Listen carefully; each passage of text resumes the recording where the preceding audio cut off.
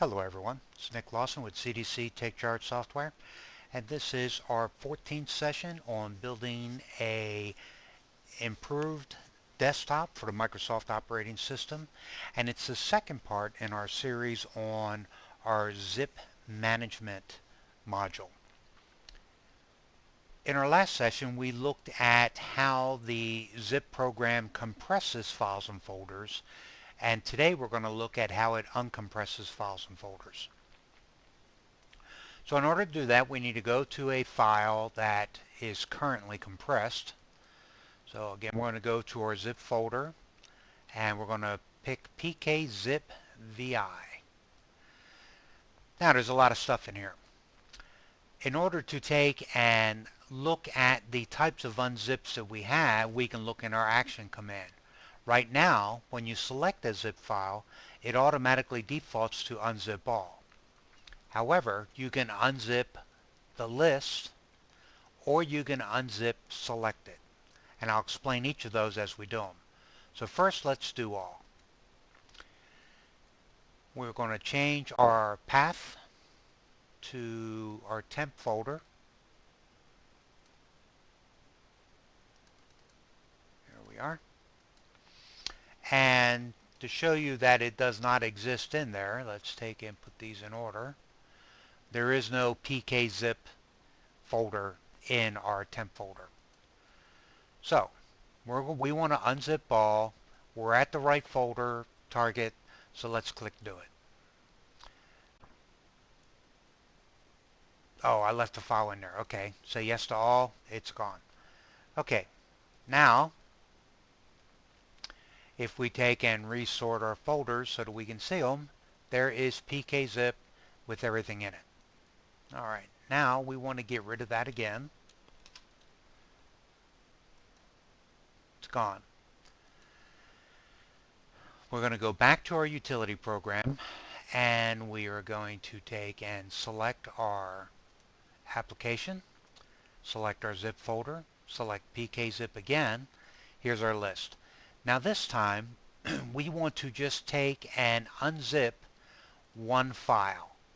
So we're going to, that's 0013 or 0317 makezip.bat. Okay? So we're going to change our action command to unzip selected. Set our path to temp.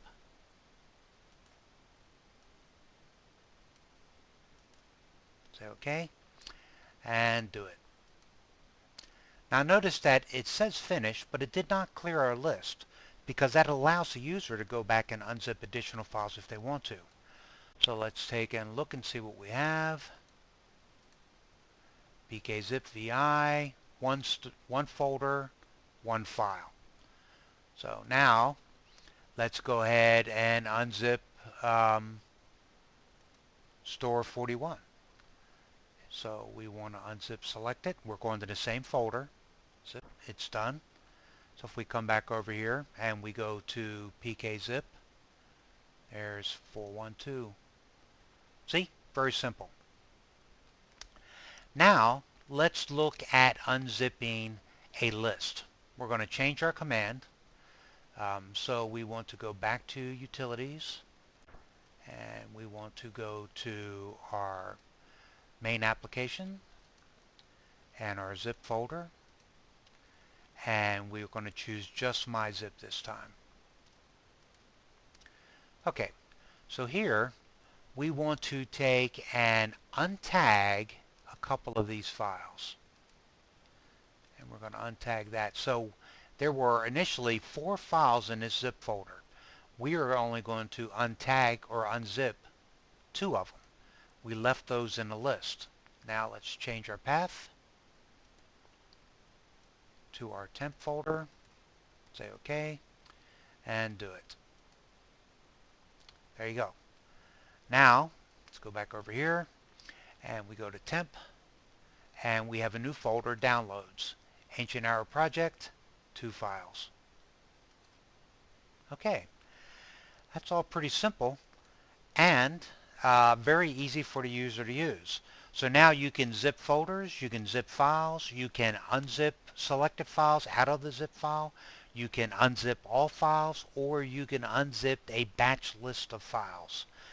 Very simple, each of the processes, very easy for the user to learn and to do.